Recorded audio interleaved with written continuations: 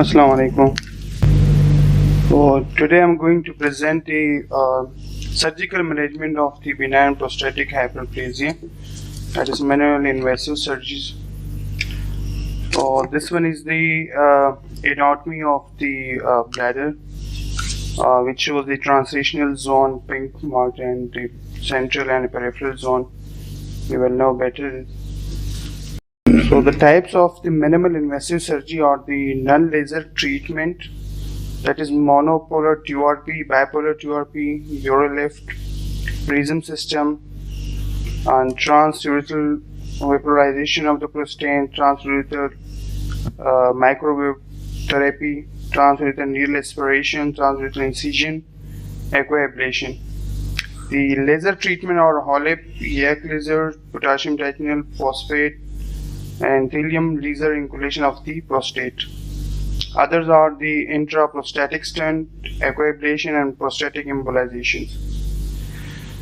So before the surgery, patient should generally be trialed on medical management before proceeding to any surgical interventions.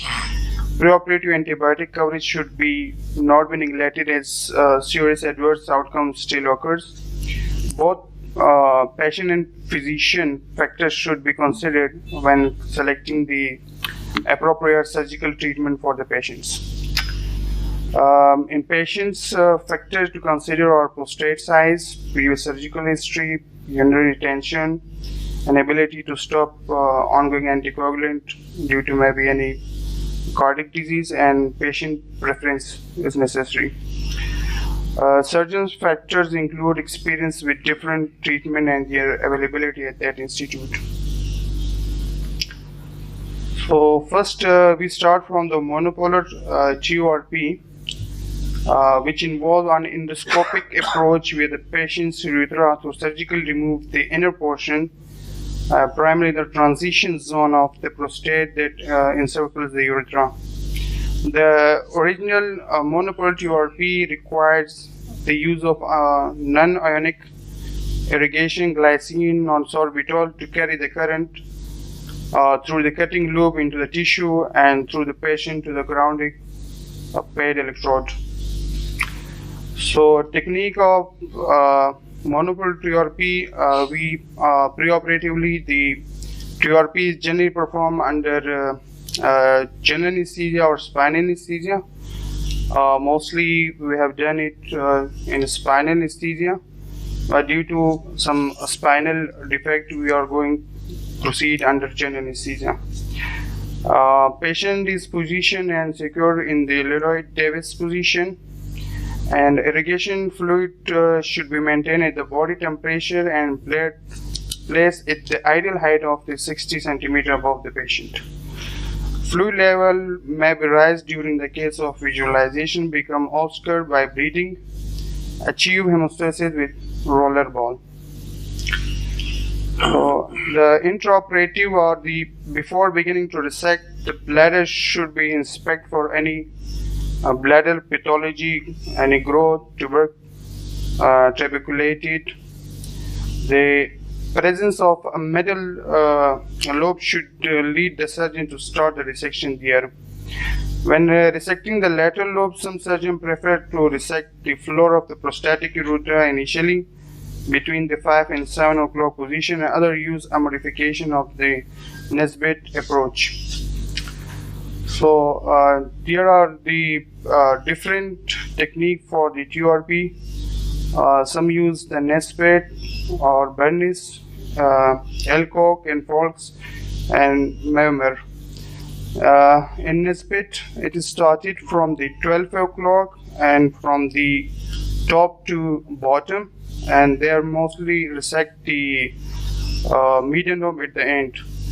And Bernice technique is opposite to the Nesbitt, which started from the median lobe and resecting from from bottom to top, which we mostly use the Bernice technique in our setup. Alcock and Flux are they are starting from 3 o'clock or 9 o'clock, depend on the situation. And Meumer technique is the modification of Alcock and Flox, in which first they start from the median lobe, then the 3 and 9 o'clock. The cutting current is 120 watt and the coagulation current is 80 watt. So this is in the few picture of the approach to transresection of prostate, starting with the prostatic floor. This one picture is a view of a stethoscope on electrosurgical loop resecting the prostatic floor. The picture A1. The picture B is the resecting the lateral lobe, and C is the sagittal view of the prostatic floor. These continue resection down to the capsule, and the E is the complete resection. So adequate fluid should be kept in the bladder to avoid uneven bladder perforation with the loop extended. Exposing venous sinus will predispose to bleeding and fluid extravasation or absorption and compromise the resection and patient's outcome.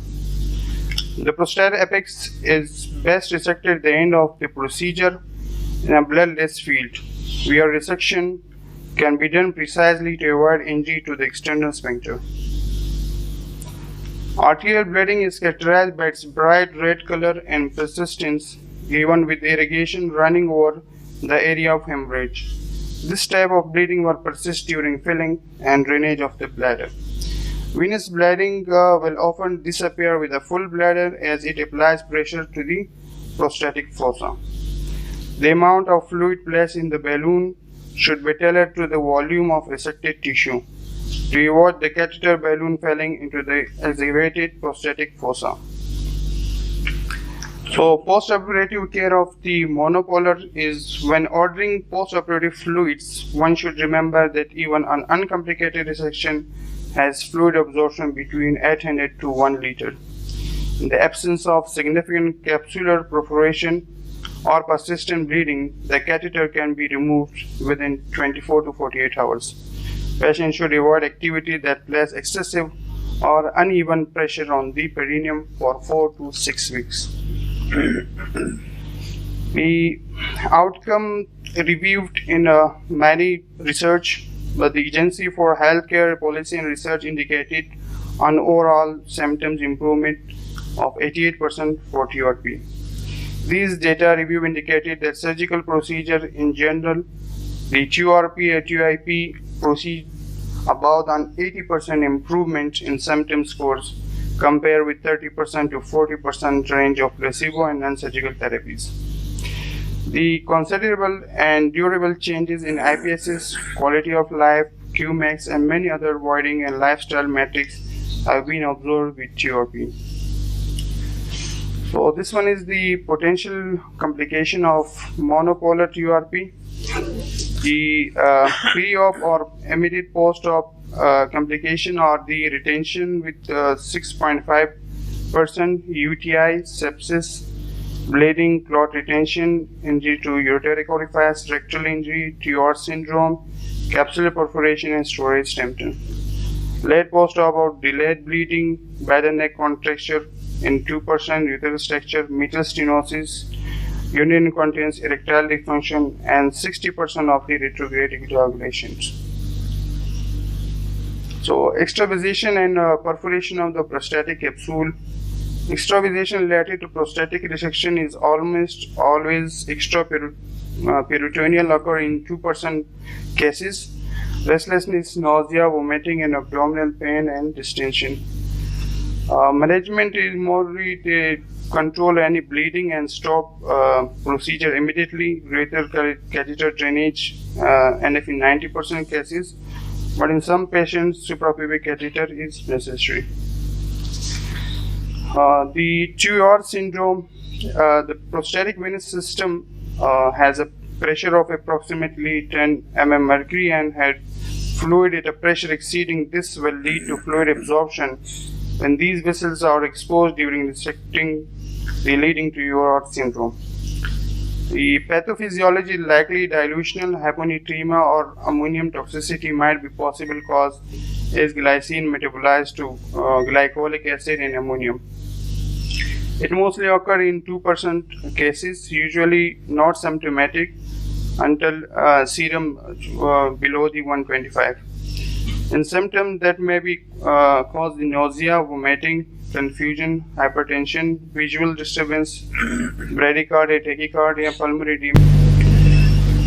So the risk factor of the TUR syndrome is that gland larger than 45 gram, long resection time, that is more than 1.5 hours, deep resection, capsular perforation, open veins, lots of irrigation use, elevated height of the irrigant during TURP, and congestive heart disease or liver failure. Management of TUR syndrome depends on sodium, and patient condition can range from confused to comatose. Stop TUR as soon as hemostasis achieve the three-way Foley with normal saline irrigation, and may need intubation if loss of consciousness or evidence of elevated intracranial pressure. Lab investigation with the electrolytes and then repeated it with 4 hourly. Manage fluid overload with Lasix or mannitol 0.5 gram per kg intravenously. Other are the consider hyperventilation if sign of elevated intracranial pressure.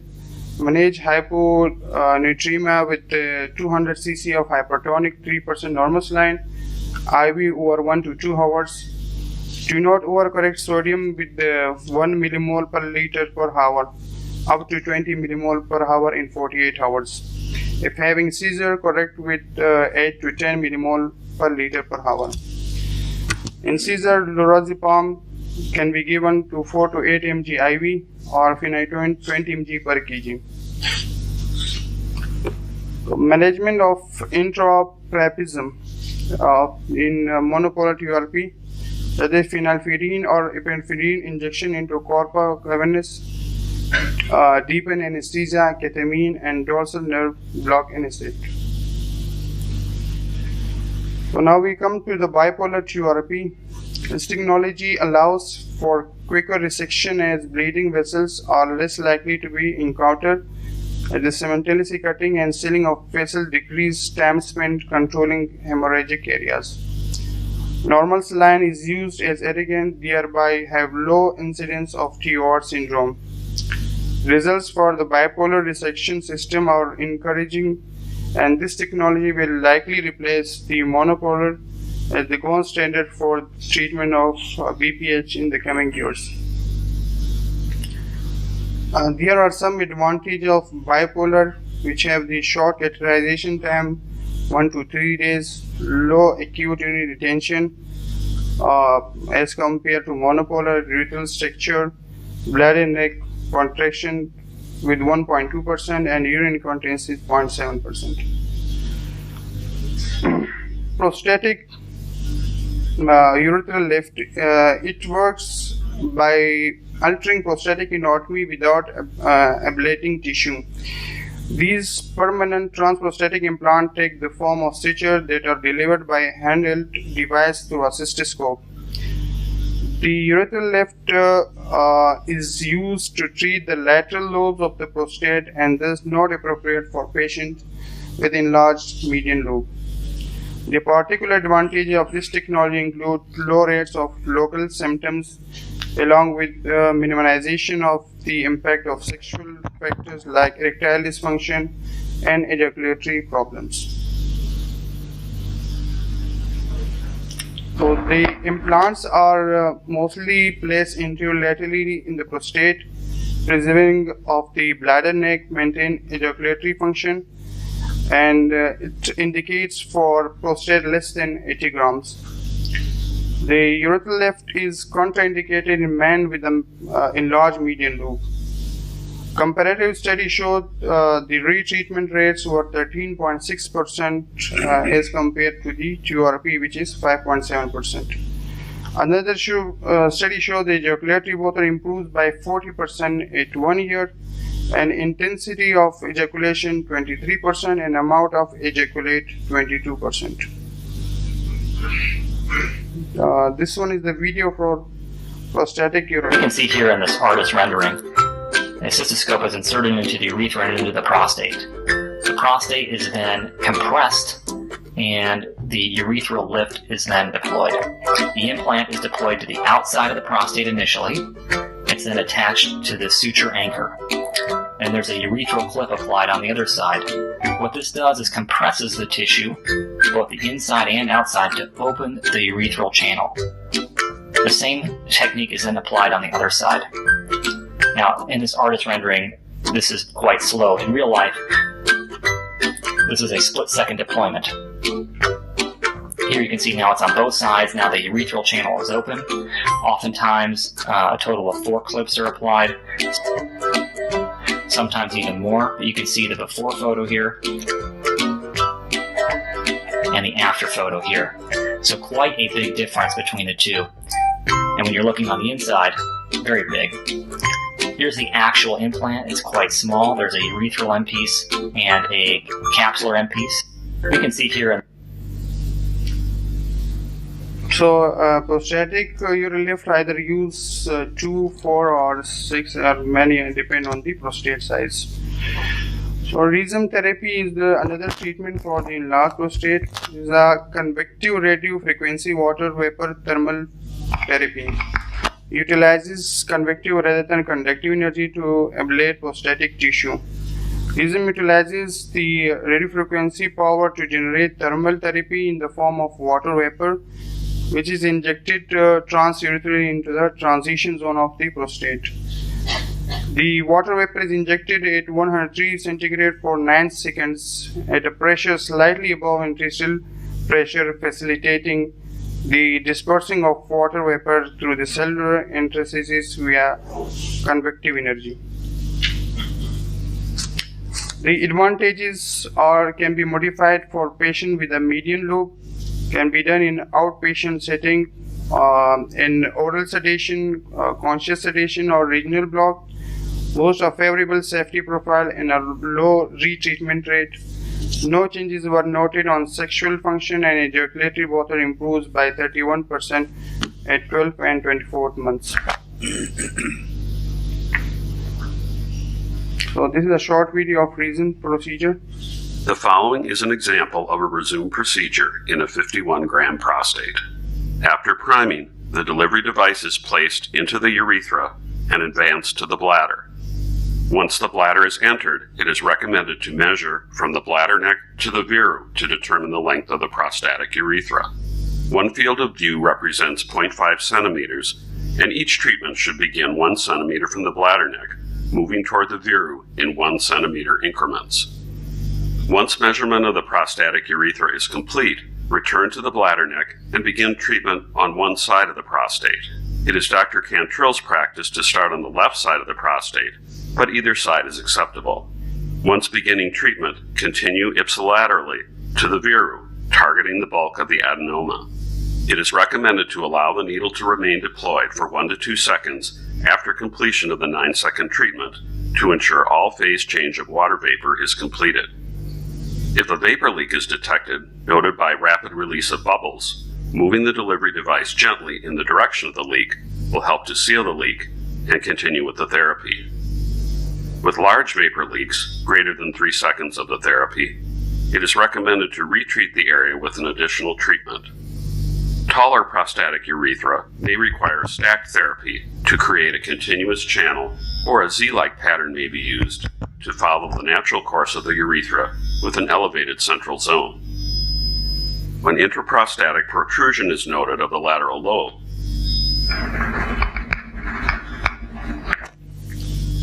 Okay, so now we go to transurethral vaporization of prostate. This technique is used to the same set of equipment as TURP, at that time with the exchange of the resecting loop for an element with larger surface area. At the leading edge of the electrode makes first contact with the virgin tissue, a high volume of energy is delivered and tissue vaporization occurs. The cutting current is used for vaporization, with the fulguration current leading to tissue coagulation. Common monopolar power setting are 200 watt to 240 for cutting current and 60 watt for coagulation. The bipolar technology uses setting of 280 watt and 140 watt for the coagulation. Comparable improvement in symptom score and Qmax. Some similarity with URP, that is the irritative lower tract symptoms, UTI, 1 year reoperation rate, and urethral stricture. Better than TURP is that the earlier removal of the catheter, less hematuria and transfusion rate, lower retrograde ejaculation rate, and shorter hospital stay. Some are the worsened TURPs are the no sample for the histopathology, higher post-op retention rate, higher rate of the ejaculatory dysfunction, and higher rate of the incontinence. So this one is a small video of TUVP.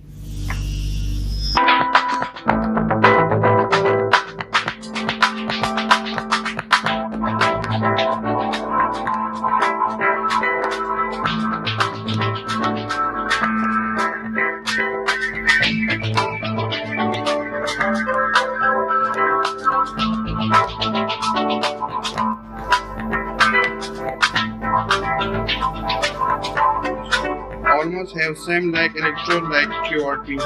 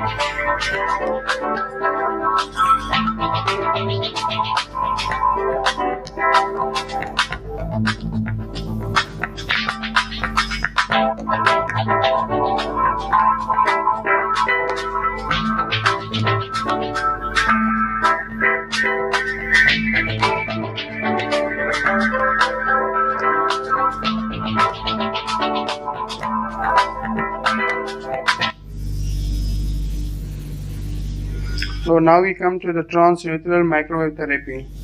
The objective of this therapy is locally thermobabile prostate tissue while maintaining normal temperature in the surrounding non-targeted tissue. This concept uses a specialized urethral catheter with an antenna that generates radially animated electromagnetic waves. The hemorrhagic necrosis of tissue after 60 minutes of exposure to minimum 45 degrees centigrade. When heat is applied to a specific portion of the prostate to a sufficient temperature and duration, an area of necrosis is created. This area of necrosis eventually contracts to form a scar and reduce overall prostatic volume. So how successful is TMT? Is the moderate improvement in the symptoms and trace improvement in Qmax, prolonged catheterization more common after TMT, and retreatment more common often after the TMT as compared to the TURP. Low rate of retrograde ejaculation and urethral stricture, and presence of median lobe is an exclusion criteria.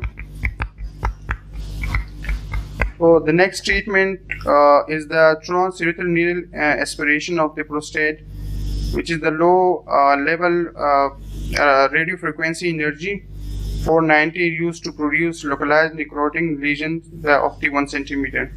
Can be delivered under local in OPD base and does not work well on large blood vessels. Heat dissipates. Hot central core that 90 to 100 degrees centigrade with very quick decline in temperature as distance increase from needle. Indication are the lateral lobe enlargements more than 60 gram of the prostate and poor surgical risk patients. The outcome are as good as TURP with respect to improvement in symptoms and Qmax. The 6 cc improvement in Qmax, and the retreatment more common after the TUNA than TURP. 15% need retreatment within 2 years, and complication rate is low. The most common complication are the urinary retention, which is 40%, irritative urinary symptoms 40%, UTI, urethral stricture, hematuria, and no adverse effect on sexual function and retrograde ejaculation. The transurethral incision of prostate is an operative approach to disrupt the prostatic capsule to elevate voiding symptoms. Incision using Collins knife made at 5 and 7 o'clock through the bladder neck to just proximal to the vero. Indication are the small prostate with boo, usually less than 30 gram, high bladder neck, and usually in younger men. The successful is improved symptom and Qmax, but not as good as TURP, shorter OR time and shorter duration of catheterization, similar reoperation rates as TURP, and low rates of retrograde ejaculation and erectile dysfunction. Now we come to the laser treatment of the benign prostatic hyperplasia. A laser prostate treatment rely on the prostatic interaction with the light energy and converting it to the local thermal energy. Coagulation achieved at the temperature of 70 to 90 and vaporization at temperature greater than 100 degrees centigrade. The following procedure use laser on the prostate: Holmium laser inoculation of the prostate, thallium laser inoculation of the prostate, transurethral ultrasound guided laser induction of prostatectomy, laser induced prostatectomy, visualized laser ablation of the prostate, and transurethral vaporization of the prostate. Lasers are classified by the inherent wavelength, maximum output power, and risk for damaging the skin and eyes. The HOLEP is the wavelength is strongly absorbed by water and water-rich tissue and has an absorption length of 0.4 mm with excellent hemostatic properties. It is endoscopic equivalent of open prostatectomy.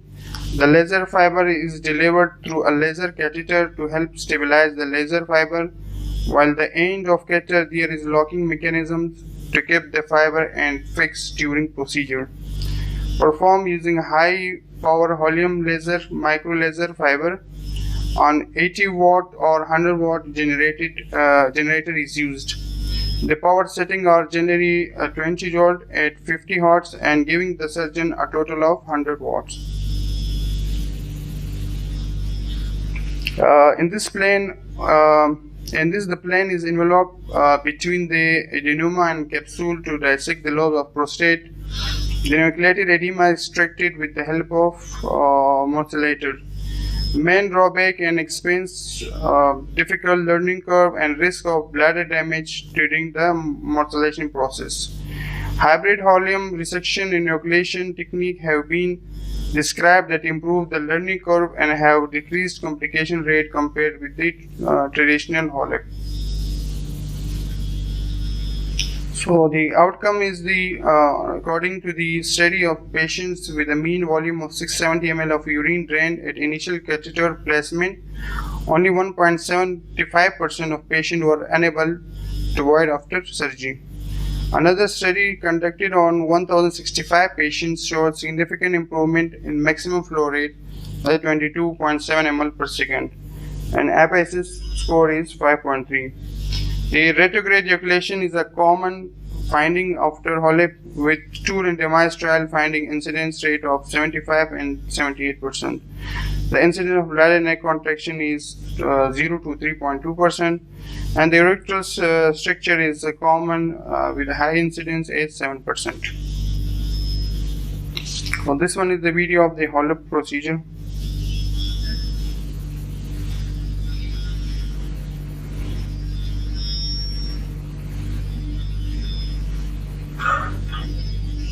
First of all, bladder should be examined along to see the bilateral ureteric orifice.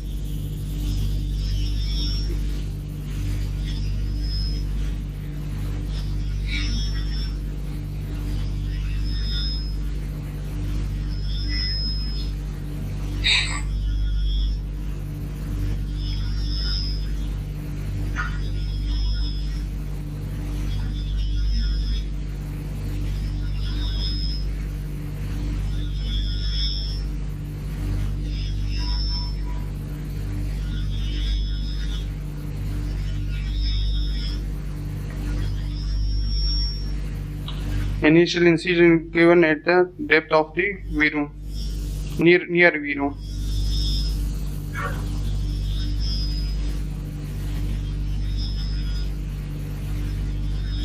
And the incision given at the 5 and 7 o'clock positions.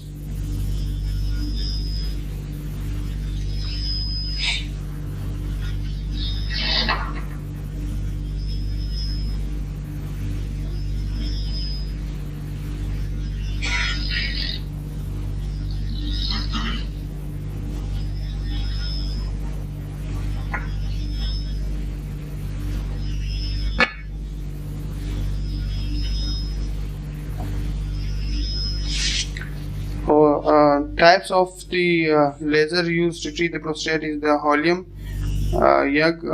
absorbed by water and leads to vaporization.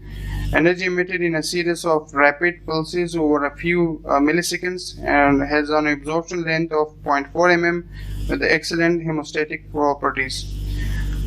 Produces more of a cutting effect and less of hemostasis effect.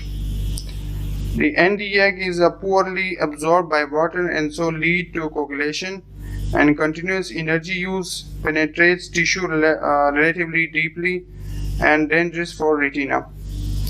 The potassium phosphate laser is the continuous energy wave and penetrates only half as deeply as ND and higher energy than Nd:YAG. So the advantages of laser therapy are no bleeding, can treat anticoagulant patients, no TUR syndrome, and can be used for a larger grain, that is 100 grams. Disadvantage is the longer cauterization time with coagulation necrosis and prolonged irritative symptoms, and it is expensive.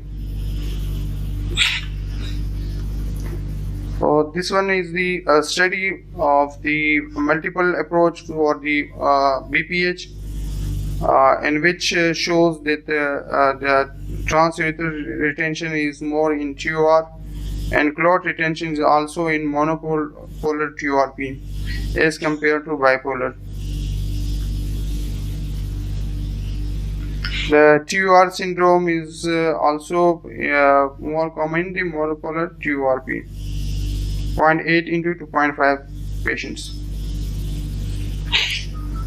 Now we come to the intraprostatic stent. The stent provides a rigid framework that, once it's placed in the prostatic fossa, pushes outward to open the prostatic lumen.